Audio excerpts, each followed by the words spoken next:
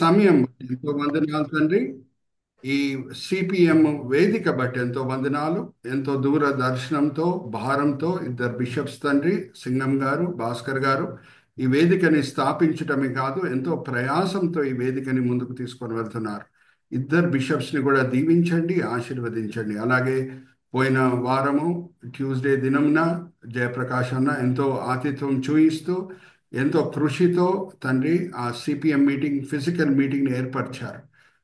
జయప్రకాష్ అన్నని, ఏనోన్ టెబర్నాకల్ని దీవించండి, ఆశీర్వదించండి. అలాగే తండ్రి ఈ సమయంలో ఈ మీటింగ్లో పాల్గొనటకు వచ్చిన ప్రతి వ్యక్తిని మీ చేతిలో అప్పచెప్తున్నాం. వాళ్ళు కూడా సేవకులే, సేవకురాలే. వాళ్ళకి ఎన్నో పనులున్నాయి, కానీ మేము ఈ విజ్ఞాపన ప్రార్థన పరిచర్యలో పాల్గొవాలి. సమాధానం కొరకు మేము ప్రార్థన చేయాలి. అలాగే వాక్యపరంగా, ఆత్మికంగా నూతనమైన విషయాలు మేము తెలుసుకొని ఆత్మికంగా, వాక్యపరంగా మేము బలపరచబడాలి అని ఎంతో సాత్వికంతో వాళ్ళు వచ్చి ఉన్నారు. అందరిని కూడా మీరు తృప్తిపరుస్తారు, దీవిస్తారు, ఆశీర్వదిస్తారని మేము నమ్ముచున్నాం. నిష్ప్రయోజకమైన మీదైన దాసుడిని నించోబెట్టి ఈ సమయంలో మీ మహిమార్థమై వాడుకుంటున్నారు తండ్రి. దాన్ని బట్టి నేను మిమ్మల్ని స్తుతిస్తున్నాను తండ్రి. ఇప్పటి వరకు మేము చేసిన ప్రతి ప్రార్థన, ప్రతి విజ్ఞాపన ప్రార్థన మీ కృపాసింహాసనం చేరి ఉన్నదని కూడా మేము నమ్ముచున్నాం.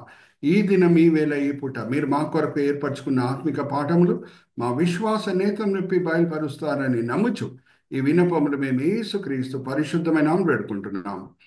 ఆమెన్, ఆమెన్, ఆమెన్. అందరికీ praise the Lord. Welcome especially to newcomers. మొదటిసారి వచ్చిన వాళ్ళకి అందరు కూడా సిపిఎం వైపున నేను శుభములు పలుకుతున్నాను. క్రిస్ బ్రదర్ చేత ఇంకొక వాక్య భాగం కూడా నేను చదివించేసి ముందుకు వెళ్తాను. రోమిలికి రాసిన పత్రిక 11వ అధ్యాయం 33వ వచనం. దేవుని జ్ఞానము ఎవరు కూడా కొలవలేరు, అది వర్ణించలేని జ్ఞానం. 11వ అధ్యాయం రోమిలికి రాసిన పత్రిక 33వ వచనం. ఆహా, దేవుని బుద్ధి జ్ఞానముల బాహుల్యము ఎంతో గంభీరము, ఆయన తీర్పులు శోధింపనెంతో అసఖ్యములు, ఆయన మార్గములెంతో అగమ్యములు. ప్రభువు మనస్సు ఎరిగినవాడు ఎవడు? ఆయనకు ఆలోచన చెప్పినవాడు ఎవడు? ముందుగా ఆయనకిచ్చి ప్రతిఫలం పొందగలవాడు ఎవడు? ఆయన మూలమునను, ఆయన ద్వారా, ఆయన నిమిత్తము సమస్తము కలిగి ఉన్నవి. యుగ యుగములకు ఆయనకు మహిమ కలుగును గాక. ఆమేన్, ఆమేన్. Praise the Lord. అయితే నేను ఇప్పుడు అందరికీ చెప్పేది ఏంటంటే, నేను వాక్య పరిచర్య చేసే సమయంలో మధ్యలో నేను ఏమన్నా ప్రశ్నలు అడిగితే మీరు అన్మ్యూట్ చేసుకొని జవాబు ఇవ్వండి. మన ప్రీచింగ్ సెషన్ కూడా ఇంటరాక్టివ్గానే ఉండాలి. ఎక్కడెక్కడ నేను చిన్న చిన్న ప్రశ్నలు వేస్తాను, మీరు కూడా అన్మ్యూట్ చేసుకొని దానికి జవాబులు ఇచ్చుటకు సిద్ధంగా ఉండండి. నేను ఎప్పుడు నా వాక్య పరిచర్య చేసే ముందు ఒక ప్రాముఖ్యమైన సత్యం చెప్పేసి ముందుకు వెళ్తాను. అదేంటంటే, మనం ఒక ప్రశ్న వేసుకుంటే ఏది మనకు అన్నిటికంటే ముఖ్యమైన పరిచర్య ప్రభు అప్పచెప్పింది అని మనం ఒక ప్రశ్న వేసుకుంటే దానికి లేఖనం ఏం సెలవిస్తుందంటే, ఆయనను ఆరాధించే పరిచర్యనే అన్నిటికంటే ప్రాముఖ్యమైన పరిచర్య. ఈ లోకంలో వేరే పరిచర్యలు కూడా ఉన్నాయి. సువార్త బోధించే పరిచర్య, ఆత్మని రక్షించే పరిచర్య, స్వస్థపరిచే పరిచర్య, ప్రవచించే పరిచర్య, ఇవన్నీ కూడా ఉన్నాయి. కానీ దేవుణ్ణి ఆరాధించే పరిచర్య అన్నిటికంటే శ్రేష్టమైనది అని మనం దేన్ని బట్టి చెప్పొచ్చు అంటే, వేరే అన్ని పరిచర్యలు ఈ లోకంకి నిమిత్తమైన పరిచర్యలు. ఏమన్నా ఒక పరిచర్య ఈ లోకంలో ప్రారంభమై పరలోకంలో కూడా కొనసాగుతుందంటే అది ఆయనను ఆరాధించే పరిచర్య. నేను సింపుల్ ఒక ప్రశ్న అడుగుతాను మిమ్మల్ని, అన్మ్యూట్ చేసుకొని జవాబు ఇవ్వండి. పరలోకం చేరిన తర్వాత అక్కడ ఏమైనా స్వస్థపరిచే పరిచర్య ఉంటుందా? ఎవరైనా రోగిలు ఉంటారా? ఉండరు. అలాగే పరలోకం చేరిన తర్వాత అక్కడ ఏమైనా సువార్త బోధించే అవసరం పడుతుందా? ఎవరైనా పాపులు ఉంటారా రక్షించబడుటకు? ఉండరు. సో అక్కడ అందరు కూడా ఆరోగ్యంగానే ఉంటారు, అందరు కూడా పరిశుద్ధులే. ఈ పరిచర్యలు ఏంటి ఈ లోకంలో మనం చేస్తున్నాం అవి ఉండవు. కానీ ఏ పరిచర్య ఈ లోకంలో ప్రారంభమైందో పరలోకంలో కూడా కొనసాగుతుందంటే అది ఆయనను ఆరాధించే పరిచర్య. దేవుని ఆరాధించే విషయంలో దేవుడు మన జీవితంలో కుమరించిన దీవెనలు బట్టి ఆయనను ఆరాధించడం మంచిదే. కానీ అన్నిటికంటే శ్రేష్టమైన ఆరాధన ఏమై ఉన్నదంటే, మన దేవుడు ఏమై ఉన్నాడో దాన్ని బట్టి ఆయనను ఆరాధించడం మనము నేర్చుకోవాలి. ఆయన మంచితనం బట్టి ఆయనను ఆరాధించడం మనము నేర్చుకోవాలి. అందుకే డాన్ మోయన్ అనే గ్రేట్ వర్షిప్ లీడర్, ఆయన ప్రతి కాన్సర్ట్ ఈ పాటతోనే ప్రారంభం చేస్తాడు. God is good all the time, all the time God is good. అన్ని పరిస్థితుల్లో దేవుడు మంచివాడు, నా దేవుడు మంచివాడు అన్ని పరిస్థితుల్లో. ఇది ఆయన సొంత తెలివితేటలతో రచించిన పాట కాదు, దానికి వాక్య ఆధారం ఉంది. అది కూడా నేను చదివిస్తాను బ్రదర్ క్రిస్ చేత. నిర్గమకాండం 33 అధ్యాయము 18-19 వచనాలు మనం చదివితే అక్కడ మోషే దేవుని మధ్యన జరిగే సంభాషణ రాయబడి ఉన్నది. మోషే అడుగుతున్నాడు, ప్రభా నీ మహిమను నేను చూడాలని. కానీ దేవుడు ఎలాగా స్పందిస్తున్నారో మనం చూద్దాం. 33 అధ్యాయం నిర్గమకాండం 18-19 వచనాలు. ఓకే, మోషే ఆ విధంగా అడిగిన తర్వాత అతడు, దయచేసి నీ మహిమను నాకు చూపమనగా, ఆయన, నా మంచితనమంతయు నీ ఎదుట కనపరిచెదను, యెహోవా అను నామమును నీ ఎదుట ప్రకటించెదను. హల్లెలూయా. Thank you brother. నా మంచితనంని నేను చూపిస్తాను అని దేవుడు అంటున్నారు. ఏ క్రైస్తవుడు అన్నా, ఏ సేవకుడు అన్నా, నా దేవుడు మంచివాడనే సత్యం మీద ఆయన విశ్వాసంని కట్టుకుంటే ఏ గాలి తుఫానన్నా ఆయన జీవితంలో, ఆయన పరిచర్యలో రానియండి, ఆయన నిలకడగా ఉంటాడు. సాతానుడు కూడా ఎప్పుడన్నా ఎవరినన్నా తప్పుదారిలో తీసుకొని వెళ్ళాలి అని అంటే దేవుని మంచితనం బట్టి మన హృదయంలో సందేహం పుట్టించుటకు ప్రయత్నిస్తాడు.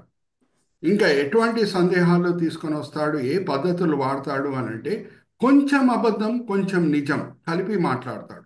అవుట్ రైట్ అబద్ధం మాట్లాడితే, ఓన్లీ అబద్ధం మాట్లాడితే మనం గుర్తించేస్తాం ఈ అబద్ధంని అని సాతానుడికి తెలుసు. అందుకే కొంచెం అబద్ధం కొంచెం నిజంని కలిపి మనల్ని మోసగించుటకు ప్రయత్నిస్తాడు. ఈదెన్ తోట నుంచి సాతానుడు వాడే పద్ధతి ఇదే. అవ్వమ్మ దగ్గర వచ్చి ఎలాగ మాట్లాడుతున్నాడు. కొన్ని మాటలు మనం గమనిస్తే దాంట్లో సత్యం కనిపిస్తాయి, ఒక మాటలో అబద్ధం కనిపిస్తుంది. ఈ పండు తింటే మీ కళ్ళు తెరవబడతాయి, దాంట్లో ఏమైనా అబద్ధం ఉందా అడుగుతున్నా మిమ్మల్ని. ఈ పండు తింటే మీ కళ్ళు తెరవబడతాయి, ఏమైనా అబద్ధం ఉందా దాంట్లో? చెప్పండి. లేదు. అలాగే ఈ పండు తింటే మీరు చనిపోరు, దాంట్లో అబద్ధం ఉంది. అది అండర్స్టాండింగ్. మీ కళ్ళు తెరవబడతాయి, మీరు దేవునికి లెక్క అయిపోతారు, ఏది మంచిదో ఏది చెడ్డదో తెలుసుకుంటారు, అన్ని కూడా నిజమే. మీరు చనిపోరు అని చెప్పిన మాటనే అబద్ధం. సో అలాగే సాతానుడు ఏం పుట్టిస్తున్నాడు అవ్వమ్మ మనసులో? దేవుడు మంచోడేనా? అరే పండు తినొద్దు అంటున్నాడు, పండు తింటే మీకు ఎంతో లాభం కలుగుతుంది, మీ కళ్ళు తెరవబడతాయి. జాగ్రత్తగా వినండి. పాపం అనే క్రియరూపంగా కనిపించే ముందు, పాపం అనే క్రియరూపంగా కనిపించే ముందు అంతరంగంలో ఏం జరుగుతుంది అంటే, ఆ పాపిని మీరు ప్రశ్నించండి, కూర్చోబెట్టి మాట్లాడండి. ఎక్కడో ఒక చోటలో దేవుని మంచితనం బట్టి ఆయన సందేహించి ఉంటాడు, మనసు కఠోరపరచబడి ఉంటుంది. కఠోరపరచబడిన మనసుతో చేసిన కార్యమే పాపం. Are you all understanding? అంతరంగంలో ఏం జరుగుతున్నది అవమ్మ అంతరంగంలో? దేవుని మంచితనం బట్టి సందేహం, మనసు కఠోరపరచబడుతున్నది. ఇది చేస్తే ఏమవుతుంది, నాకు లాభం కలుగుతుంది కదా అని ఏ పండు దేవుడు తినొద్దు అన్నాడు, అది తింటుంది. సో మన దేవుడు మంచివాడు అనే సత్యం మీద మన క్రైస్తవ జీవితంని మనం కట్టుకుంటే ఏ గాలి తుఫానన్నా రానియండి, మనం నిలకడగా ఉంటాం. ఒక భక్తుని గురించి నేను చెప్తున్నాను, ఇంకా నా మెయిన్ ప్రసంగంకి నేను రాలేదు. ఒక భక్తుని గురించి నేను మీతో పంచుకుంటున్నాను. నీతిమంతుడు, నానా శ్రమలకి గురి అవుతున్నాడు, ఆరోగ్యం కూడా క్షీణించిపోతుంది. భార్యనే వచ్చి ఏమని అంటుందంటే దేవుని శపించి చనిపో అని అంటుంది. ఎవరి గురించి మాట్లాడుతున్నానమ్మా నేను? సో యోబు అటువంటి కష్టమైన పరిస్థితిలో పలికిన సాక్ష్యం ఏంటి? 23 అధ్యాయం 10వ వచనము క్రిస్ బ్రదర్ చదివినిపిస్తారు. 23 అధ్యాయం 10వ వచనం బైబిల్స్ లో అండర్లైన్ చేసుకోండి. నేను నడుచు మార్గము ఆయనకు తెలియను, ఆయన నన్ను శోధించిన తరువాత నేను సువర్ణము వలె కనపడుదును. హల్లెలూయా, ప్రైజ్ ది లార్డ్. దేవుడు ఈ శ్రమలని నా జీవితంలో అనుమతించాడా? అది నా లాభం కొరకే, నా మేలు కొరకే. ఎందుకంటే ఈ శ్రమలంతా కూడా అయిపోయిన తర్వాత నేను మేలు పొందుతాను, నేను మెరిచే బంగారం వలె ఉంటాను. హల్లెలూయా, ప్రైజ్ ది లార్డ్. సో దేవుని మంచితనం బట్టి ఆయనను ఆరాధించి మనం నేర్చుకోవాలి. పరిస్థితులు అనుకూలంగా ఉన్నప్పుడు, పరిస్థితులు అనుకూలంగా లేనప్పుడు. నేను నా ప్రతి ప్రసంగం ముందు ఈ మాట నేను ఎప్పుడు పంచుకొని ముందుకు వెళ్తాను. అయితే మన యేసుక్రీస్తు ప్రభువారి జ్ఞానం ఎంతో గొప్పది. ఆ జ్ఞానం ఎవరు కూడా వర్ణించలేరు, కొలత వేయలేరు. రోమిలికి రాసిన పత్రిక మనం చదువుకున్నాం, 11వ అధ్యాయం 33వ వచనం. దేవుని జ్ఞానం గొప్పది. సో యేసుక్రీస్తు ప్రభువారు ఆయన సర్వజ్ఞాని కాబట్టి సందర్భం తగ్గట్టు ఆయన మాట్లాడతారు. అప్పుడు ఆయన ముందు కూర్చున్న వాళ్ళన్నా, ఆయన ముందు నించొని ఉన్న వాళ్ళన్నా ఆయన ఏం పలుకుతున్నారో ఇంకా సులభంగా అర్థం చేసుకోగలుగుతారు. గలిలియా సముద్రం పక్కన శిష్యుల చేతుల్లో వలలు ఉన్నాయి. అప్పుడు వచ్చి ప్రభువారు చెప్పిన మాటలు ఏంటంటే, నేను మిమ్మల్ని మనుషులు పట్టే జాలులుగా చేస్తాను. చూడండి, సందర్భం తగ్గట్టు పలికిన మాటలు. అలాగే మనం గమనిస్తే సమరయ స్త్రీతో యాకోబు బావి దగ్గర ప్రభువారు పలికిన మాటలు ఏంటంటే, అమ్మా నీకు నేను జీవజలం ఇచ్చుటకు సిద్ధంగా ఉన్నాను. ఇంకా మనం లూకాసు వార్త 13వ అధ్యాయానికి మనం వస్తే అక్కడ ఒక హాట్ న్యూస్ ఉంది. హాట్ న్యూస్ ఏంటంటే, పొంతి పిలాతు కొంచెం మంది గలీలీయులని చంపివేసేశారు. ఆ సందర్భంని కూడా ప్రభువారు వాడి ఏం చేస్తున్నారు? మారు మనసుతో కూడిన సందేశం ప్రకటిస్తున్నారు. ఒకసారి మనం చూద్దామా? 13వ అధ్యాయం లూకాసు వార్త మొదటి 3 వచనాలు. ఎందుకు అది ఫ్లాష్ న్యూస్, ఎందుకు అది హాట్ న్యూస్ అనేది కూడా మనకి తెలిసి ఉండాలి. చందు బ్రదర్ కూడా మనకి ఒక మ్యాప్ కూడా చూపిస్తారు. పిలాతు గలీలైన కొందరు రక్తము వారి బలులతో కలిపి ఉండెను. ఆ కాలమున అక్కడనున్న కొందరు ఆ సంగతి యేసుతో చెప్పగా ఆయన వారితో ఇట్లనెను, ఈ గలీలీయులు అట్టి హింసలు పొందినందున వారు గలీలీయులందరికంటే పాపులని మీరు తలంచుచున్నారా? కారని మీతో చెప్పుచున్నాను. మీరు మారు మనసు పొందని ఎడల మీరందరూ అలాగనే నశింతురు. Thank you. ఆ కాలంలో టీవీ 9 లేదు, టీవీ 5 లేదు. Chandra brother, you can display all of us, no problem. ఆ కాలంలో టీవీ 9 లేదు, టీవీ 5 లేదు. ఉండుంటే ఇది ఫ్లాష్ న్యూస్. పొంతి పిలాతు కొంచెం మంది గలీలీలను చంపివేసేశాడు. న్యూస్ అంటే ఏంటి? ఫస్ట్ ఆఫ్ ఆల్ ఇంగ్లీష్లో చెప్పి నేను తెలుగులో చెప్తాను. News reporting takes place by exception, not by నామ్ అని అన్నారు. అంటే ఏది మామూలుగా జరుగుతుందో అది న్యూస్ కాదు, ఎప్పుడో ఒకసారి జరిగేది న్యూస్. నేను సింపుల్ ప్రశ్న అడుగుతాను మిమ్మల్ని, అందరం కూడా ప్రార్థన చేయాలి. గోదావరి ఎక్స్ప్రెస్కి ఎప్పుడు కూడా యాక్సిడెంట్ జరగకూడదు. గోదావరి ఎక్స్ప్రెస్ హైదరాబాద్ నుంచి బయలుదేరి వైజాగ్ సురక్షితంగా చేరితే నెక్స్ట్ డే పేపర్లో పడుతుందా అండి? సురక్షితంగా చేరింది పడదు. దారిలో యాక్సిడెంట్ అయితేనే నెక్స్ట్ డే పేపర్లో పడుతుంది, Godavari express meets with an accident అని. అలాగే ఇక్కడ ఎందుకు ఇది అందరు దీని గురించి మాట్లాడుకుంటున్నారు అని అంటే, పొంతి పిలాతు కొంచెం మంది గలీలీలను చంపివేసేశాడు అనే మాట ఎందుకు మాట్లాడుకుంటున్నారంటే, జాగ్రత్తగా వినండి. రోమిలు ఇజ్రాయెల్ దేశంని పరిపాలించుటకు సులభంగా కొన్ని ప్రాంతాలుగా ఇజ్రాయెల్ దేశంని విభాగించారు. నేను ఇప్పుడు ఒక ప్రశ్న అడుగుతాను మిమ్మల్ని. మనం అందరం కూడా తెలంగాణ రాష్ట్రంకి చెందిన వాళ్ళం. తెలంగాణ రాష్ట్రంని ప్రభుత్వం, స్టేట్ గవర్నమెంట్ ఎన్ని జిల్లాలుగా విభాగించింది చెప్పండి? 33. Right answer, very good. So ఎందుకు? సులభంగా చక్కగా పరిపాలించడం. అలాగే ఇక్కడ చూడండి, ఇదే ఇజ్రాయెల్ దేశం అనుకుందాము. యోర్దాన్ నది పటమర వైపు 3 భాగాలుగా రోమా ప్రభుత్వము దాన్ని విభాగించింది. నేను తూర్పు నుంచి దక్షిణం వైపు వస్తున్నాను. తూర్పు వైపు ఉంది గలీలియా, మధ్యలో ఉంది సమేరియా, ఇక్కడ దక్షిణం వైపు ఉంది యూదియా. గలీలియా, సమేరియా, యూదియా. గలీలియాకి అధిపతి హెరోద్ అంతిపా, సమేరియాకి యూదియాకి అధిపతి పొంతి పిలాతు. సో ఇప్పుడు నేను మిమ్మల్ని ఒక ప్రశ్న అడుగుతానండి. భయంకరమైన నేరస్తులు, ఆంధ్రప్రదేశ్కి చెందిన నేరస్తులు, మన నేబరింగ్ స్టేటే, వాళ్ళు తెలంగాణ పోలీస్ చేతిలో చిక్కుతే తెలంగాణ పోలీస్ వాళ్ళకి విరోధంగా ఏమన్నా యాక్షన్ తీసుకోవడానికి దానికి పర్మిషన్ ఉందా, లేకపోతే ఆంధ్రప్రదేశ్ పోలీస్కి అప్పచెప్పాలా వాళ్ళని? ఆంధ్రప్రదేశ్ పోలీసులకే అప్పచెప్పాలి సార్, అప్పచెప్పాలి. కానీ పొంతి పిలాతు ఏం చేశాడు? గలీలీయులు ఆయన ప్రాంతంకి చెందిన వాళ్ళు కాదు, కానీ రోమా రాజు, రోమా చక్రవర్తి కొన్ని పరిస్థితుల్లో భయంకరమైన దుష్టులు ఏ అధిపతి చేతిన దొరికినా సరే వాళ్ళని చంపొచ్చని అనుమతించాడు. కాబట్టి ఏది ఆయన సామాన్యంగా చేయడో అది చేశాడు. అందుకు అందరు దాని గురించి మాట్లాడుకుంటున్నారు. ప్రభువారు ఆ సందర్భంని కూడా వాడి సువార్తతో కూడిన సందేశం పలుకుతున్నారు, మారు మనసుతో కూడిన సందేశం పలుకుతున్నారు. ఎవరు నశించిపోయారో వాళ్ళైనా అందరికంటే భయంకరమైన పాపులు. వాళ్ళు మంచోళ్ళని చెప్పట్లేదు, వాళ్ళు భయంకరమైన దుష్టులే. అందుకే పొంతి పిలాతు వాళ్ళని చంపాడు. కానీ వాళ్ళైనా పాపులు, మీరు కూడా నశిస్తారు సుమి మారు మనసు పొందకుండా ఉంటే. ఇంకా ఈ గలీలియా అలాగే యూదియా సమేరియాతో కూడిన ఇంకొక వాక్య భాగం కూడా నేను చూపిస్తాను. పొంతి పిలాతు ముందు యేసుక్రీస్తు ప్రభువారిని తీసుకొని వచ్చినప్పుడు ఆయన గలీలియా ప్రాంతంకి చెందిన వ్యక్తి అని తెలుసుకొని పొంతి పిలాతు తీసుకున్న నిర్ణయం ఏంటి మొదట్లో ఒక్కసారి చూద్దామా? మనకి క్రిస్ బ్రదర్ మరి ఈ వాక్య భాగం కూడా చదివిపిస్తారు. నేను ఇంకా మెయిన్ సందేశంకి రాలేదు. నేను జస్ట్ లేయింగ్ ద ఫౌండేషన్. 23వ అధ్యాయం లూకాసు వార్త 4-5 వచనాలు చదవండి బ్రదర్. లూకాసు వార్త 23వ అధ్యాయం 4-5 వచనాలు.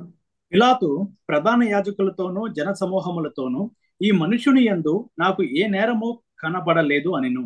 అయితే వారు ఇతడు గలిలియా దేశము మొదలుకొని ఇంతవరకును యూదా దేశమంతటా ఉపదేశించుచు ప్రజలను రేపుచున్నాడని మరింత పట్టుదలగా చెప్పిరి. పిలాతు ఆ మాట విని, ఈ మనుష్యుడు గలీలీయుడు కాడా అని అడిగి, ఆయన హేరోదు అధికారం కింద ఉన్న ప్రదేశపు వాడని తెలుసుకుని హేరోదు నొద్దకు ఆయన పంపెను. హేరోదు ఆ దినముల్లో యెరూషలేములో ఉన్నాడు. ఇప్పుడు మనం 12వ వచనంకి ఫాస్ట్ ట్రాక్ చేద్దాం. ఫాస్ట్ ఫార్వర్డ్ మోడ్కి వెళ్ళిపోదాం. 23వ అధ్యాయం 12వ వచనం. ఎందుకు ఇద్దరి మధ్యన గొడవలు వచ్చినాయి? ఎందుకు ఇద్దరు శత్రులు అయి ఉన్నారు? ఇప్పుడు ఎందుకు స్నేహితులు అవుతున్నారు? ఇప్పుడు మనకు అర్థమవుతుంది. చదవండి 12వ వచనం. ముందు హేరోదును పిలాతును ఒకనికొకడు శత్రువులై ఉండి ఆ దినముననే ఒకనికొకడు మిత్రులైరి. ఎందుకు ఇద్దరి మధ్యన వైరం వచ్చింది? ఒక సమయంలో ఏది పొంది పిలాతు చేయకూడదో అది ఆయన చేశాడు. ఆ దుష్టులని హేరోద్ చేతిలో అప్పచెప్పుంటే హేరోద్ వాళ్ళని చంపి మీసాలు తిప్పుకుండేవాడు, ఆ దుష్టులని నేను చంపాను అని. ఆ కార్యము పొంది పిలాతే చేశాడు కాబట్టి హేరోద్ అంతిపా మనసులో వైరం ఉంది. కానీ ఇప్పుడు ఆయన కుర్చీకి రెస్పెక్ట్ ఇస్తున్నాడు పొంతి పిలాతు. యేసుక్రీస్తు ప్రభువారికి విరోధంగా వెంటనే నిర్ణయం తీసుకుంటలేదు. హేరోద అంతిపా దగ్గర పంపించాడు కాబట్టి అది హేరోద అంతిపాకి చాలా నచ్చింది. అప్పటి వరకు ఇద్దరు శత్రులే, ఆ దినం నుంచి స్నేహితులు అయ్యారంట. సో ఇప్పుడు ఈ మాటలు నేను ఎందుకు చెప్తున్నానంటే, చూడండి, లేఖనం చదివినప్పుడు అనేక మర్మాలు ఏంటో మనము తెలుసుకోవాలి. మనం అందరం కూడా లేఖనం చదివేటప్పుడు ఒక ప్రార్థన చేసి లేఖనం చదవాలి. ఆశ్చర్యమైన సంగతులు నేను చూచినట్లు నా కన్నులను తెరువు. 119వ కీర్తన 18వ వచనం. అయితే యేసుక్రీస్తు ప్రభు సందర్భం తగ్గట్టు మాట్లాడుతున్నారు అని అంటే, ఆయన సేవకులమైన మనం కూడా సందర్భం తగ్గట్టు మాట్లాడటం మనము నేర్చుకోవాలి. అప్పుడు మన ముందు కూర్చున్న వాళ్ళు, మన ముందు నిల్చున్న వాళ్ళు మన సందేశంని ఇంకా సులభంగా అర్థం చేసుకోగలుగుతారు. ఇప్పుడు నేను స్లైడ్ షో మీకు చూపిస్తాను. స్లైడ్ షో చూపించే ముందు ఒక ప్రశ్న అడుగుతాను. మా ప్రాంతంలో అయితే అండి, ఇప్పుడు నేను ఏ కాలనీలో ఉన్నాను, ఎస్ఆర్ నగర్లో, ఏసీ వేసుకోసే సమయం వచ్చేసింది. ఫ్యాన్ చాలా ఎక్కువగా తిప్పుతున్నాను. మీ ప్రాంతంలో కూడా వేడి పెరుగుతుందా? Very good, praise the lord. So ఇప్పుడు చూడండి, మనం స్లైడ్స్ చూద్దాము ఒకటి తర్వాత ఒకటి. ఏసీ లోపల థర్మోమీటరు, థర్మోస్టాట్ రెండు కూడా ఉంటాయి. ఇక్కడ చూడండి, ఫస్ట్ స్లైడ్ చందు బ్రదర్ చూపిస్తున్నారు. వాతావరణం మారే కొలది ఎలాగా ప్రజలు వాళ్ళ ఇది ఉంటుందో మనం చూస్తున్నాం. సమ్మర్ వచ్చేసేపటికి ఇంకా ఫ్యాన్స్ మీద డిపెండ్ అవుతారు, ఏసీల మీద డిపెండ్ అవుతారు. అలాగే వింటర్ వచ్చే కొలది అందరు కూడా స్వెటర్ల మీద డిపెండ్ అవుతారు. అయితే ఒక ఏసీ లోపల ఉన్న రెండు గ్యాజెట్స్, ఒక దాన్ని థర్మోస్టాట్ అంటారు, ఇంకో దాన్ని థర్మామీటర్ అని అంటారు. నేను అడుగు బై అడుగు, మెట్టు బై మెట్టు వెళ్తున్నాను. ఓకే, నెక్స్ట్ స్లైడ్కి మనం వెళ్దాం చందు బ్రదర్. ఇక్కడ చూడండి, లెఫ్ట్ సైడ్ మనకి థర్మోమీటర్ కనిపిస్తుంది, రైట్ సైడ్ థర్మోస్టాట్ కనిపిస్తుంది. రెండు కూడా ఏసీ లోపల ఉంటుంది. ఇప్పుడు థర్మోమీటర్లు ఉన్న విషయం ఏంటి, థర్మోస్టాట్లు ఉన్న విషయం ఏంటి మనము అర్థం చేసుకోవాలి. థర్మామీటర్ ఏం చేస్తుంది అని అంటే, బయట ఉన్న వాతావరణం వేడెంతో ఉన్నట్టున్నట్టు చూపిస్తుంది. అంటే బయట ఉన్న వాతావరణము వలన ప్రభావితం అవుతుంది థర్మామీటర్. కానీ థర్మోస్టాట్ ఏం చేస్తుంది, మనము ఏసీలో ఏ టెంపరేచర్ పెట్టాలని కోరుకుంటామో రిమోట్ తీసుకొని మనము ఫిక్స్ చేస్తాం. 24 డిగ్రీస్ ఉండాలి, 22 డిగ్రీస్ ఉండాలి అన్నప్పుడు, అప్పుడు థర్మోస్టాట్ ఏం చేస్తుంది అని అంటే, బయట ఉన్న వాతావరణంని అది ప్రభావితం చేసి ఆ టెంపరేచర్ని ఆ స్టేట్కి తీసుకొని వస్తుంది. మరీ చెప్తున్నా, థర్మామీటర్ చేసేది ఏంటంటే బయట ఉన్న వాతావరణం వలన ప్రభావితం అవ్వటం. థర్మోస్టాట్ ఏం చేస్తుందంటే బయట ఉన్న వాతావరణంని ఇది ప్రభావితం చేస్తుంది. Are you all with me? Again I'm giving you the difference between thermometer and thermostat. Thermometer ఏం చేస్తుంది, బయట ఉన్న వాతావరణం వేడెంతో ఉన్నట్టు చూపిస్తుంది. కానీ థర్మోస్టాట్ ఏం చేస్తుంది అంటే, బయట ఉన్న వాతావరణంని అది ప్రభావితం చేసి ఏ టెంపరేచర్ ఉండాలో అది చేస్తుంది. సో మనము క్రైస్తవులంగా ఏ గుంపులో ఉన్నాం అనేది మనం ప్రశ్న వేసుకోవాలి. థర్మామీటర్ గుంపులో ఉన్నామా, లేకపోతే థర్మోస్టాట్ గుంపులో ఉన్నామా? థర్మామీటర్ గుంపులు ఉంటే బయట ఉన్న వాతావరణం చేత మనం ప్రభావితం అవటం. కానీ థర్మోస్టాట్ గుంపులు ఉంటే మనం ఎక్కడున్నా సరే బయట ఉన్న వాతావరణంని మనం ప్రభావితం చేస్తాం. హల్లెలూయా, ప్రైజ్ ది లార్డ్. సో ఈ దినము అనేక సార్లు మనము ఈ వాక్య భాగం చదువుండొచ్చు. దానియేలు గ్రంథం 3వ అధ్యాయం సండే స్కూల్ దినం నుంచి షాద్రాక్, మేషాక్, అబేద్నెగో వాళ్ళు విగ్రహారాధన చేయలేదు. వాళ్ళ ప్రాణంని కూడా త్యాగం చేయుటకు దేవుని మహిమార్థమై సిద్ధపడారు. అగ్నిలో వేయబడారు. కానీ అగ్నిలో వేయబడినా సరే దేవుడు అద్భుత రీతిగా వాళ్ళని కాపాడారు. హల్లెలూయా, praise the Lord. Sunday school దినం నుంచి మనం చదువుతున్నామండి. సండే స్కూల్ టీచర్స్ కూడా మనకు నేర్పించున్నారు. సో ఈరోజు అదే వాక్య భాగం నుంచి మనం నేర్చుకునే ఏమైనా పాఠములు ఉన్నాయా అనేది మనం చూద్దాం. నేను చెప్పాను దేవుడు ఏమై ఉన్నాడో దాన్ని బట్టి ఆయనను ఆరాధించడం మనము నేర్చుకోవాలి అని చెప్పాను. దేవుల్లో ఉన్న అనేక మంచి గుణంలో ఒక గొప్ప గుణం ఏంటంటే ఆయన రోషం కలిగిన దేవుడు. హల్లెలూయా, ప్రైజ్ ది లార్డ్. ఆయన రోషం కలిగిన దేవుడు. ఎజెకియెల్ గ్రంథం 36వ అధ్యాయము మనం చదువుకున్నాం 19వ వచనం నుంచి 21వ వచనం. ఇజ్రాయేలీలు బాబిలోన్ చెరలో వెళ్ళిన తర్వాత దేవుని నామం దూషింపబడింది అనే మాట క్రిస్ బ్రదర్ మనకి చక్కగా చదివి వినిపించారు. చూడండి, దేవుని ఉగ్రత ఎప్పుడన్నా ఎక్కడన్నా వెంటనే భయంకరమైన ఉగ్రత వెంటనే రాదు. సింపుల్ ప్రశ్న నేను మిమ్మల్ని అడిగి ముందుకు వెళ్తాను. ఐగుప్తు శ్రమలు మనకందరు కూడా తెలుసు. చివరి శ్రమ, భయంకరమైన శ్రమ, జ్యేష్ఠ కుమారులు చంపివేయబడుట, అది మొదట్లోనే వచ్చిందా అండి ఆర్ చివరిలో వచ్చిందా? చివరిలో వచ్చింది. చివరిలో వచ్చింది. సో దేవుడు అన్నిటికంటే పెద్ద శిక్ష వెంటనే విధించాడు. సో ఇజ్రాయేలీలు విగ్రహారాధన చేసే సమయంలో దావీదు పరిపాలన తర్వాత మంచి రాజులు మనకి చాలా తక్కువగా కనిపిస్తారు. ఎక్కడో ఒక చోటలో హెజెకియా కనిపిస్తాడు, ఏదో ఒక చోటలో జోసియా కనిపిస్తాడు. కానీ చాలా వరకు యూదా రాజ్యము అలాగే ఇజ్రాయెల్ రాజ్యం, దావీదు పరిపాలన తర్వాత సాలొమోను పరిపాలన తర్వాత ఇజ్రాయెల్ దేశం 2 భాగాలుగా విభాగించబడింది. 10 గోత్రాలు కలిపి ఇజ్రాయెల్ దేశము, దాని ప్రధాన పట్టణం సమేరియా. అలాగే దక్షిణం వైపు 2 గోత్రాలు బెంజమిను, యూదా కలిపి యూదా రాజ్యము, దానికి ప్రధాన పట్టణం యెరూషలేం. ఈ రాజులు, ఇజ్రాయెల్ రాజులన్న యూదా రాజులన్న మనం గమనిస్తే ఎక్కువ వరకు విగ్రహారాధికులు. దేవుడు వాళ్ళకి వాగ్దాన దేశం ఇచ్చాడు, పాలు తేనె ప్రవహించే దేశం ఇచ్చాడు, చిన్న పరలోకం ఇచ్చాడు, ఆయననే పూజించాలని కోరుకున్నారు. కానీ వీళ్ళు విగ్రహారాధన చేయటం స్టార్ట్ చేశారు. అయినా సరే దీర్ఘశాంతుడైన దేవుడు వాళ్ళని ఆ వాగ్దాన దేశం నుంచి తోసివేసేయలేదు. వెంటనే సేవకులను పంపించాడు, ప్రవక్తలను పంపించాడు. వాళ్ళు వచ్చి హెచ్చరించారు. వాళ్ళు ఎంతో ప్రయాసపడారు వీళ్ళని సరిదారిలో తీసుకురావడానికి. కానీ ఆమోస్ ప్రవక్త, మీకా ప్రవక్త, ఇర్మియా ప్రవక్తని ప్రజలు హింసించారే కానీ వాళ్ళ మాటలు వినలేదు. చివరిలో మనం గమనిస్తే అడుగు బై అడుగు, మెట్టు బై మెట్టు దేవుని ఉగ్రత ఎలాగొస్తుందో సేవకులంగా మనకు తెలిసి ఉండాలి. 606 BC జ్ఞాపకం పెట్టుకోండి. 606 BCలో బాబిలోన్ రాజు నెబుకద్నెజర్ వచ్చి రాజవంశంకి చెందిన యూదులందరినీ కూడా తీసుకొని వెళ్ళిపోయాడు. ఎవరిని తీసుకొని వెళ్ళిపోయాడు? రాజవంశంకి చెందిన యూదులు. అంటే వేరే యూదులు ఇంకా ఇజ్రాయెల్ దేశంలోనే ఉన్నారు. అప్పుడన్నా విగ్రహారాధన వాళ్ళు ఆపివేసేసారా? లేదు. ఇర్మియా ప్రవక్త ఎంత బతిమిలాడినా సరే వాళ్ళు ఇంకా విగ్రహారాధన చేస్తున్నారు.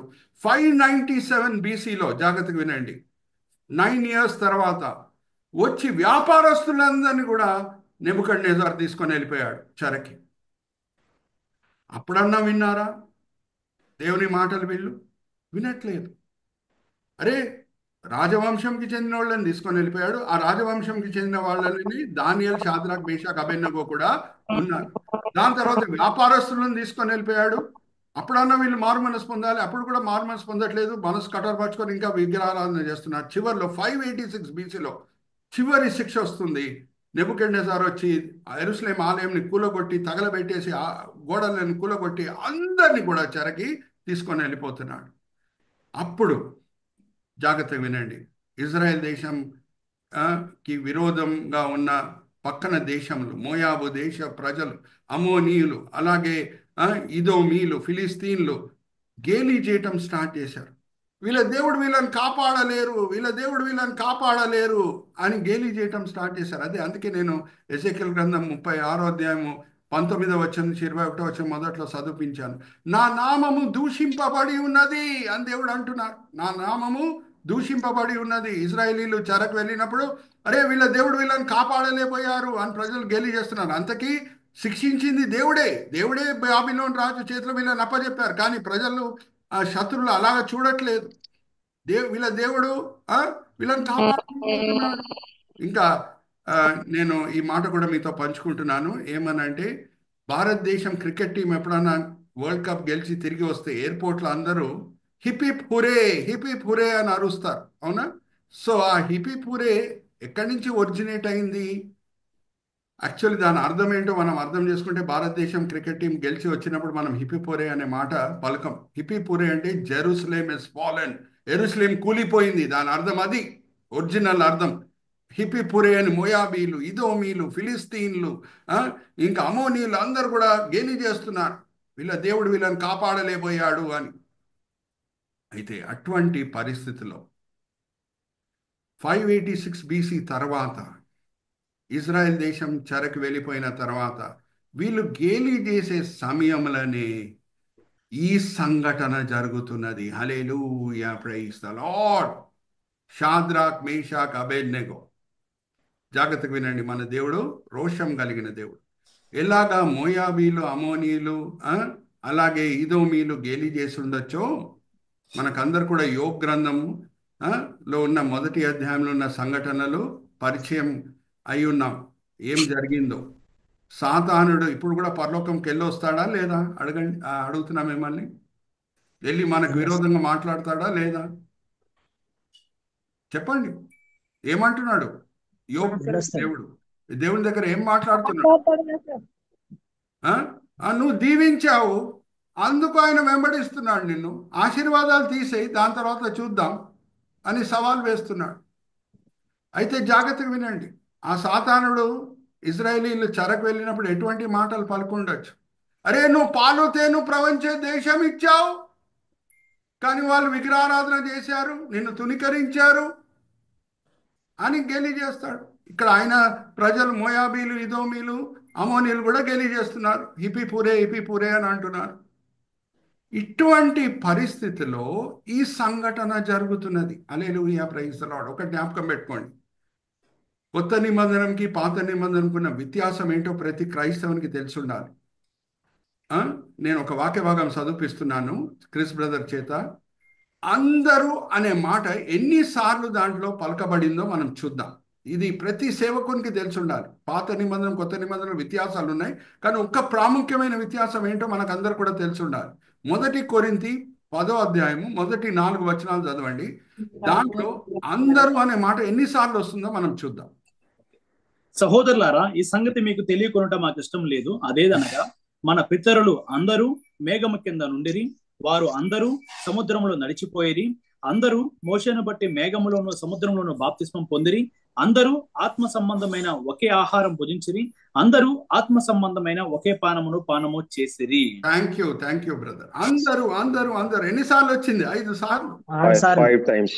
దేవుడు ఇజ్రాయేలీలని ఐగుప్తు దాసత్వం నుంచి విమోచించిన సమయంలో ఓన్లీ మోషే, ఆరోన్, మిరియంని మాత్రం విమోచించట్లేదు, అందరినీ విమోచించి అందరినీ సీనాయి కొండ దగ్గర తీసుకొని వచ్చి అందరితో నిబంధనతో కూడిన సంబంధం కుదిరించుకుంటున్నాడు. అందరితో, దేశంతో. అది చిన్న దేశం, ఇజ్రాయెల్ దేశం నార్త్ టు సౌత్ మనం తీసుకుంటే దాన్ టు బీర్షిబా అని ఉంటుంది. దాన్ టు బీర్షిబా 250 కిలోమీటర్ మాత్రమే, మంచిర్యాల టు హైదరాబాద్, అంతే. చిన్న దేశం. నేను ఇజ్రాయెల్ దేశం సంచరించి వచ్చాను కాబట్టి నేను అధికారంతో మాట్లాడవచ్చు. చిన్న దేశం, 250 కిలోమీటర్. ఫుల్ దేశంతో దేవుడు నిబంధన ముద్రించుకున్నాడు. ఎవరన్నా ఒక్కరు పాపం చేసినా సరే దేవుడు దేశంని లెక్కలు అడుగుతాడు. ఒక్క ఆచాన్ పాపం చేశాడు. ఎరికో పట్టణంలో ఉన్న వెండి బంగారంని మీరు ముట్టుకోకండి, ఏదన్నా మొదటిది నాది అని అన్నాడు దేవుడు. మొదటి గొర్రెపిల్ల మందలో అది దేవునికి అర్పించాలి. మొదటి పంట వ్యవసాయం చేసేటప్పుడు దేవునికి అర్పించాలి. వాగ్దాన దేశంలో మొదటి పట్టణము ఎరికో పట్టణం వాళ్ళు స్వాధీనపరచుకున్నప్పుడు దాని వెండి బంగారంని వీళ్ళు ముట్టుకోకూడదు, లెవీలకు ఇచ్చేయాలి. కానీ ఆచాన్ అనే ఒక వ్యక్తి దురాశతో ఆ వెండి బంగారంని ఆయన గుడారంలో దాచుకున్నప్పుడు దేవుని ఉగ్రత ఓన్లీ ఆచాన్ మీద వచ్చిందా, ఫుల్ దేశం మీద వచ్చిందా? చూద్దామా? 7వ అధ్యాయం మొదటి 2 వచనాలు. ఏ వచన గ్రంథం? ఈ వ్యత్యాసం ప్రతి క్రైస్తవునికి తెలిసి ఉండాలి, పాత నిబంధనకి కొత్త నిబంధనకి. 7వ అధ్యాయం అన్మ్యూట్ చేసుకోండి క్రిస్ బ్రదర్. యెహోషువ గ్రంథం 7వ అధ్యాయం 1వ వచనం. ఓకే. శపితమైన దాని విషయములో ఇజ్రాయిలీలు తిరుగుబాటు చేసిరి. ఎట్లనగా యూదా గోత్రములో జెరహు ముని మనవడను జబ్ది మనవడను కర్మీ కుమారుడైన ఆ ఖాన్ శపితము చేయబడిన దానిలో కొంత తీసుకొనను కనుక యెహోవా ఇజ్రాయేలుల మీద కోపించెను. ఇజ్రాయెల్ మీద. ఇంకా చదవండి. యెహోషువ మీరు వెళ్ళి దేశమును వేగు చూడుడని చెప్పి బేతేలు తూర్పు దిక్కున బేతావేన్ దగ్గర హాయి అనే పురమునకు ఎరుకో నుండి వేగుల వారిని పంపగా వారు వెళ్ళి. చాలు బ్రదర్, ఐ పట్టణంతో యుద్ధం మనం ఈజీగా చేయొచ్చు అని రిపోర్ట్ వస్తున్నది, కానీ ఐ పట్టణం దగ్గర ఓడిపోతున్నారు. ఇంకా 22వ అధ్యాయం 20వ వచనం కూడా మనం వెళ్దాం. యెహోషువ గ్రంథం 22వ అధ్యాయం 20వ వచనం. దేవుని ఉగ్రత ఓన్లీ ఆచారం మీదనే రాలేదు, ఎందుకంటే దేశంతో దేవుడు నిబంధన చేశాడు. జెరహు కుమారుడైన ఆకాను ప్రతిష్ఠితమైన దాని విషయంలో తిరగబడినప్పుడు ఇజ్రాయిలీల సర్వ సమాజం మీదకి కోపం రాలేదా? సర్వ సమాజం, ఎందుకంటే ఇక్కడ దేశంతో దేవుడు నిబంధన చేశాడు. ఇక్కడ ఎవరన్నా ఒకరు తప్పు చేసినా సరే దేవుని ఉగ్రత దేశం మీద వస్తుంది. అలాగే ముగ్గురు, హల్లెలూయా ప్రైజ్ ది లార్డ్, 3 యూదులు విగ్రహారాధన మేము చెయ్యము, మా ప్రాణంని కూడా పోగొట్టుకుంటాము, కానీ విగ్రహారాధన మేము చెయ్యము అని నిలిచి ఉన్నప్పుడు ఇజ్రాయెల్ వేపున వాళ్ళు దేవుని మహిమపరుస్తున్నారు. హల్లెలూయా praise the Lord. Are you all understanding? గేలి చేశారు అందరు. దేవుడు ఇజ్రాయేలీలని కాపాడలేకపోయాడు అని మోయాబీలు, అమోనీయులు, ఈదోమీలు గేలి చేశారు. అరే వీళ్ళు విగ్రహారాధన చేయకుండా నిలిచి ఉన్నప్పుడు అగ్ని నుంచి దేవుడు కాపాడుతున్నాడు. హల్లెలూయా ప్రైజ్ ది లార్డ్. అక్కడ పైన సాతానుడు గేలి చేశాడు. అరే నువ్వు వాగ్దాన దేశం వాళ్ళకి ఇచ్చినా సరే వాళ్ళు విగ్రహారాధన చేశారు. అరే వాగ్దాన దేశం లేదు, బాబిలోన్లో ప్రాణం పోగొట్టుకుంటుటకు దేవుని కొరకు వాళ్ళు నిలిచి ఉన్నారు. హల్లెలూయా ప్రైజ్ ది లార్డ్. సాతానుడు నోరు కట్టబడింది. ఇక్కడ అమోనీయులు, మోయాబీలు, ఈదోమీల నోరు కూడా కట్టబడింది. హల్లెలూయా ప్రైజ్ ది లార్డ్. వీళ్ళు అగ్నిగుండంలో ఉంటూ బయటున్న వాతావరణాన్ని ప్రభావితం చేస్తున్నారు. హల్లెలూయా praise the Lord. Are they thermostat believers or thermometer believers? బయటున్న వాతావరణం. అక్కడ రాజు వచ్చి, బాబిలోన్ రాజు వీళ్ళని అగ్నిలో వేసిన తర్వాత వీళ్ళకి ఏమీ కాలేదు, వచ్చి ఆశ్చర్యపడి, ఓహో ఇదేంటి, ఈ అద్భుతం ఏంటి, ఈ అద్భుతం ఏంటి అని ఆశ్చర్యపడుతున్నాడు. అగ్నిలో ఉంటూ బయటున్న వాతావరణంని వీళ్ళు ప్రభావితం చేస్తున్నారు. బహుశా ఈ కథని మనం ఈ కోణం నుంచి ఎప్పుడు చూడలేదు కావచ్చు. ఆర్ యు ఆల్ విత్ మీ? అయితే ఇప్పుడు ఆ అద్భుతం జరిగిన తర్వాత బాబిలోన్ రాజు ఏం ఆజ్ఞాపిస్తున్నాడు? ఈ వాక్య భాగం క్రిస్ బ్రదర్ చదివి వినిపించిన తర్వాత నేను ఒక ప్రశ్న అడుగుతాను, మీరు దానికి జవాబు ఇవ్వాలి. ఆల్రెడీ సాతానుడు నోరైతే కట్టివేయబడింది ఈ అద్భుతం జరగంగానే. అదే ఇజ్రాయేలీలు వాగ్దాన దేశం కాదు, వేరే దేశంలో కఠినమైన పరిస్థితిలో ఇజ్రాయేల్ దేశం వైపున ముగ్గురు, మేము విగ్రహారాధన చేయము, ప్రాణం కూడా పోగొట్టుకుంటకు సిద్ధంగా ఉన్నాము అని నిలిచి ఉండేటప్పుడు సాతానుడు నోరు కట్టవేయబడింది. ఇప్పుడు 3వ అధ్యాయం 26వ వచనం నుంచి క్రిస్ బ్రదర్ చదువుతారు. నేను ఒక ప్రశ్న అడగబోతున్నాను దీని తర్వాత. ఓకే. ఆ గుండము వాకిలి దగ్గరికి వచ్చి, షద్రకు మేషకు అబేద్నగో అనువారులారా, మహోన్నతులకు దేవుని సేవకులారా, బయటకు వచ్చి నా ఎదుక రండని పిలవగా షద్రక్ మేషక్ అబేద్నగో ఆ అగ్నిలో నుండి బయటకు వచ్చింది. అధిపతులను, సేనాధిపతులను, సంస్థానాధిపతులను, రాజు యొక్క ప్రధాన మంత్రులను కూడి వచ్చి ఆ మనుషులను పరీక్షించి వారి శరీరములకు అగ్ని ఏ హాని చేయకుండాటయు, వారి తల వెంట్రుకలలో ఒక్కటైనను కాలిపోకుండాటయు, వారి వస్త్రములలో చెడిపోకున్నటయు, అగ్ని వాసన అయినను వారి దేహములకు తగలకునుట చూచిరి. నెబుకద్నెజరు షద్రకు మేషకు అబేద్నగోయను వీరి దేవుడు పూజార్హుడు. ఆయన తన దూత నంపి తన ఆశ్రయించిన దాసులను రక్షించెను. వారు తమ దేవునికి కాక మరి ఏ దేవునికి నమస్కరింపకయు, ఏ దేవుణ్ణి సేవింపకయు ఉందుమని తమ దేహములను అప్పగించి రాజు యొక్క ఆజ్ఞను వ్యర్థపరిచిరి. కాగా నేను ఒక శాసనము నియమించుచున్నాను. ఏదనగా ఈ విధముగా రక్షించుటకు సమర్థుడకు దేవుడు గాక మరి ఏ దేవుడు లేడు. కాగా ఏ జనుల్లో గాని రాష్ట్రములో గాని ఏ జనంలో గాని, ఏ రాష్ట్రంలో గాని, ఏ మోయాబీడన్నా, ఏ ఇదోమీడన్నా, ఏ అమోనీయుడన్నా, ఏ ఫిలిస్తీనుడన్నా కానీ శద్రకు మేషకు అబేద్నెగో అని వారి దేవుణ్ణి ఎవడు దూషించనో వాడు తుత్తునీయులుగా చెయ్యబడును, వాని ఇల్లు ఎప్పుడును పెంట కుప్పగా ఉండును అనెను. హల్లెలూయా, ప్రైజ్ ద లార్డ్.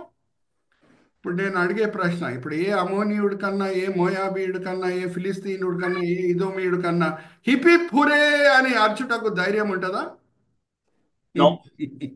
ఎందుకంటే బాబిలోన్ రాజ్యము లోకంనే పరిపాలిస్తుంది. ఇప్పుడు చూడండి, మ్యాప్ చూపిస్తారు Chandu brother show the map. ఈ లోకంని పరిపాలించిన రాజ్యములు సమయమానుసారంగా మనం తీసుకుంటే, మొదటిగా ఐగుప్తు, దాని తర్వాత వచ్చిన రాజ్యము అషూరు, దాని తర్వాత బాబిలోను, 4వ రాజ్యము లోకంని పరిపాలించింది మాదీయ పార్షికుల రాజ్యం, 5వ రాజ్యం గ్రీక్ రాజ్యం, 6వ రాజ్యము రోమా రాజ్యం, రాబోయే 7వ రాజ్యం క్రీస్తు విరోధి రాజ్యం. ఇక్కడ చూడండి, సైడ్ మ్యాప్ చూడండి. బాబిలోన్ రాజ్యం, ఆ ఎల్లో పార్ట్ అంతా కూడా బాబిలోన్ రాజ్యము. Go back brother, previous.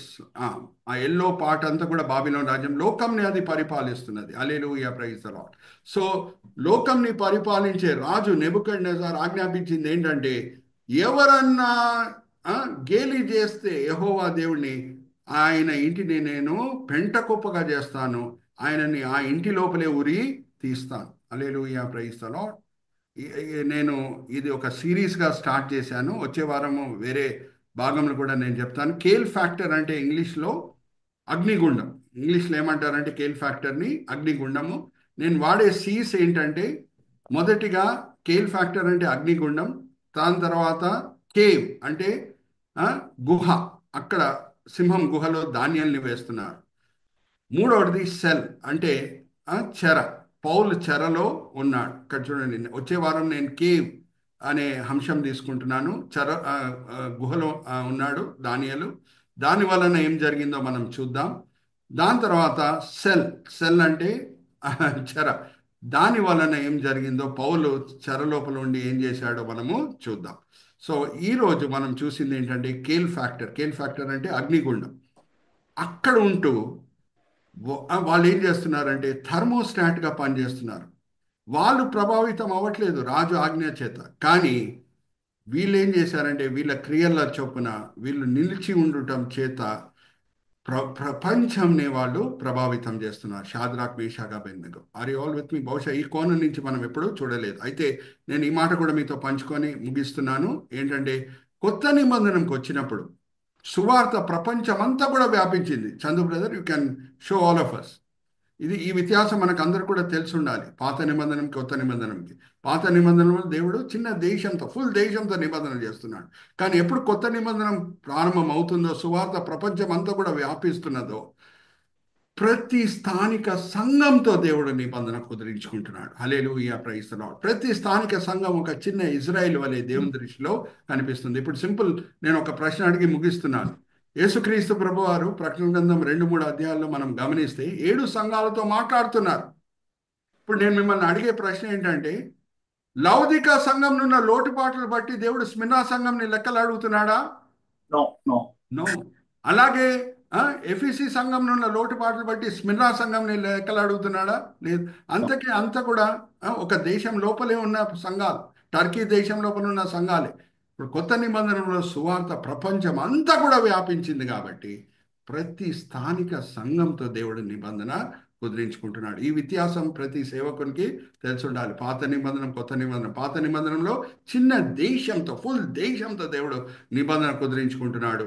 కొత్త నిబంధనలో ప్రతి స్థానిక సంఘంతో ఆయన నిబంధన కుదిరించుకుంటున్నాడు. మహబూబ్ నగర్లోని 2 సంఘాలు ఉంటాయి, పరంజ్యోతి అన్న సంఘము, సుందర్పాల్ అన్న సంఘం. సుందర్పాల్ అన్న సంఘంతో విడిగా ఒక నిబంధన, పరంజ్యోతి గారి సంఘంతో విడిగా ఒక నిబంధన. హల్లెలూయా, ప్రైజ్ ది లార్డ్. 2 కూడా దేవుని దృష్టిలో ఒక చిన్న ఇజ్రాయిల్ వలె కనిపిస్తాయి. ఇక్కడ నేను ముగిస్తున్నాను. చిన్న ప్రార్థన చేసి నేను ఫ్లోర్ తిరిగి బిషప్ సింగం గారికి అప్పచెప్తాను. తండ్రి, ఈ సమయం బట్టి ఎంతో వందనాలు, ఈ వేదిక బట్టి ఎంతో వందనాలు తండ్రి. సిపిఎం వేదిక బట్టి తండ్రి, బిషప్ సింగం గారు, బిషప్ భాస్కర్ గారు ఎంతో దూరదర్శనంతో, ఎంతో ప్రయాసంతో ఈ వేదికని స్థాపించటమే కాదు, ఎంతో ప్రయాసంతో దాన్ని ముందుకు తీసుకొని వెళ్తున్నారు. ఇద్దరు బిషప్స్ని కూడా దీవించండి, ఆశీర్వదించండి. అలాగే ఈ దినము సేవలో ఈ మీటింగ్లో పార్టిసిపేట్ చేసిన పార్టిసిపెంట్స్ అందరూ కూడా దగ్గర దగ్గర 25 మంది తండ్రి. వాళ్ళు ఈ సమయంలో వేరే ఏదో పనులు చేసుకొని ఉండి ఉండొచ్చు, కానీ మేము సిపిఎం పరిచర్యలో పాల్గొవాలి, మేము కూడా విజ్ఞాపన ప్రార్థన చేయాలి, అనేక సమాధానంతో కూడిన అంశంల కొరకు అని వాళ్ళు ఆసక్తితో వచ్చి ఉన్నారు. అలాగే లేఖనం వలన మేము బలపరచబడాలి, లేఖనంలో మర్మాలు మేము గ్రహించాలి అని మంచి ఆసక్తితో వచ్చి ఉన్నారు. అందరినీ కూడా మీరు తృప్తిపరచున్నారు, దీవించున్నారు, ఆశీర్వదించున్నారు అని మేము నమ్ముచున్నాం. నిష్ప్రయోజకమైన మీ దీన దాసుడిని నిల్చోబెట్టి ఈ సమయంలో మీ మహిమార్థమై వాడుకున్నారు తండ్రి. దాన్ని బట్టి నేను మిమ్మల్ని స్తుతిస్తున్నాను. ఈ దినం ఏమేం పాఠాలు మీరు మాకు నేర్పించారో తండ్రి, మేము వేరే క్రైస్తవులతో కూడా పంచుకునేటట్లు మిమ్మల్ని ప్రోత్సహించండి. ఎంతో కృషితో చందు బ్రదర్ టెక్నికల్ అసిస్టెన్స్ చేస్తున్నారు, ప్రతి సెషన్ని యూట్యూబ్లో అప్లోడ్ చేస్తున్నారు. ఆ లింక్ని కూడా మేము మాకు తెలిసిన క్రైస్తవ సేవకులకి పంపించి సార్వత్రిక సంఘంకి మేము ఆశీర్వాదకరంగా ఉండేటట్లు మిమ్మల్ని ప్రోత్సహించండి. అలాగే ఏమేమి పాఠములు మీరు మాకు నేర్పించారో మేము వినేవానంగానే కాకుండా అమలుపరిచే వాళ్ళంగా మమ్మల్ని అందరినీ కూడా సరిదిద్దండి. ఈ విన్నపములు మేము యేసుక్రీస్తు పరిశుద్ధమైన వేడుకుంటున్నాం. ఆమేన్, ఆమేన్, ఆమేన్.